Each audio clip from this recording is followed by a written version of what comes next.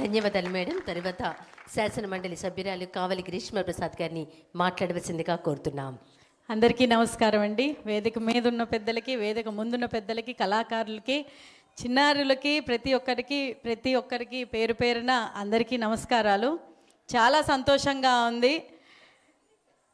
అంధకారంలో నుంచి మళ్ళీ అమ్మవారి వెలుగులోకి వచ్చినట్టు ఉంది విజయవాడ. అసలు నిజంగా ఎంత వైభవంగా ఉందండి. అసలు కన్నుల పండుగగా ఉంది. మేము అసెంబ్లీ సెషన్ అయిపోయిన తర్వాత కరకట్ట మీద నుంచి వస్తూ ఉంటే నది కనిపిస్తుంది, నది మీద అమ్మవారు కనిపిస్తున్నారు, లైట్లు, అసలు అసలు అంగరంగ వైభవంగా అసలుకి ఎంత అందంగా ఉందో విజయవాడ చెప్పలేకపోతున్నాం. ఈ గత 5 సంవత్సరాలు మీరు చూసిందే. అసలు నిజంగా ఏదో అంధకాసురుడు అలమటించి అలా ఉన్నది ఒక్కసారి లైట్నెస్ వచ్చినట్టు అయిపోయింది. ఈరోజు విజయవాడని ఇలా చేసినందుకు ఎందుకు అయ్యింది అని అంటే అది మీ అందరి సహకారాలు, ప్రజల సహకారాలతోటి. గత ప్రభుత్వం పాలన బాలేదని చెప్పి వాళ్ళని పక్కన పెట్టి నిజమైన పాలన కరెక్ట్గా రాష్ట్రాన్ని ముందుకు నడిపించగలరు అని చంద్రబాబు నాయుడు గారి మీద నమ్మకం పెట్టి ఆయన ముఖ్యమంత్రిగా చేసినందుకు మీ అందరికీ నా పాదాభివందనాలు. అయితే చెల్లెలు తేజు మేమిద్దరం చాలా ప్రోగ్రామ్స్ చేసేవాళ్ళం. అంటే యుద్ధం చేసినట్టు చేసాం. ఆడపిల్లలమైనా కూడా మాలోని ఒక 2 శక్తుల్లాగా, 2 దుర్గల్లాగా అన్ని రకాలుగా లాస్ట్ గవర్నమెంట్లో ఫైట్ చేసాం.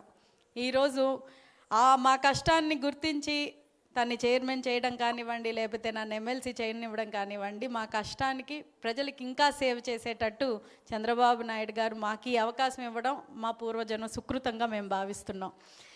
అయితే ఇలాంటి ఈవెంట్స్ కానీ, ఇలాంటి ఎప్పుడైతే ఈ విజయవాడ ఉత్సవం ఏదైతే జరుగుతుందో, జరిగినప్పుడు పర్ఫామ్ చేసే ఎవరైతే కళాకారులు ఉన్నారో ఈ నిమిషానికి ఇది మరుగు అవ్వకుండా, మర్చిపోకుండా తేజస్వికి ఒకటే రిక్వెస్ట్ ఏంటంటే, మన పేజ్లో అఫీషియల్ పేజ్ ఏదైతే ఉందో, కల్చరల్ది కానివ్వండి, లేకపోతే డిపార్ట్మెంట్ పేజ్ అయితే ఉందో, వీళ్ళు చేసే ప్రతి ఒక్క పర్ఫార్మర్ కింద డీటెయిల్స్ ఇచ్చి ఫోన్ నంబర్స్ కానీ ఇస్తే ఒక్కొక్కరు మనల్ని అప్రోచ్ అవ్వడం చాలా కష్టం. వాళ్ళని డైరెక్ట్గా అప్రోచ్ అయితే వాళ్ళకి ఇంకా బెటర్గా అవుతుంది.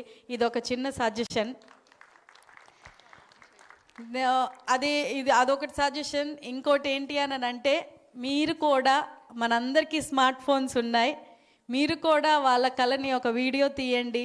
మీ social media, Instagram, Facebook, Twitter, ఏదైనా వాట్సాప్ అన్నిట్లోని షేర్ చేసి వాళ్ళ నంబర్స్ ఒకవేళ తెలుసుకున్నా, లేకపోతే వాళ్ళని రీచ్ అవ్వండి అనుకుని వాళ్ళని ట్యాగ్ చేసినా ఇదంతా వాళ్ళకి చాలా ఉపయోగపడుతుంది.